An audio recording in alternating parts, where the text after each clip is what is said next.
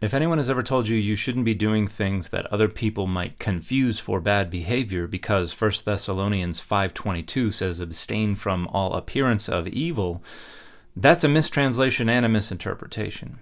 Hey everybody, I'm Dan McClellan. I'm a scholar of the Bible and religion, and the way the King James Version has rendered this passage, they make it sound like what Paul is saying is, hey, you shouldn't be engaging in any kind of behavior that someone watching from afar might mistakenly think is bad, as if their interpretation of your behavior is your responsibility.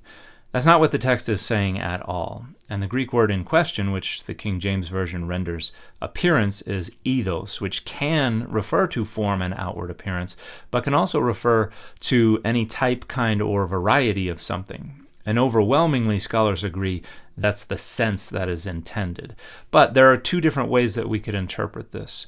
One is that Paul is saying avoid every form of evil, and that's probably the way the majority of modern translations of the Bible render it. But there are other scholars who would say that this is actually not just a generic reference to all forms of evil, but specifically to every evil form of prophecy, because this passage is coming at the end of a little discourse about testing prophecy.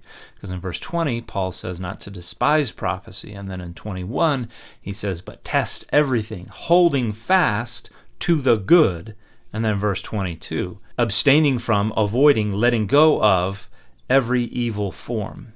And so a lot of scholars today would understand verse 22 as the conclusion of this little 3-verse discourse on testing prophecy. But you could also understand it to be saying avoid every form of evil generically. But what it's definitely not saying is that you need to avoid all behavior that other people might mistakenly think is bad behavior. That's a misunderstanding of this passage. And the fit for this video has been Wolverine in his correct uniform.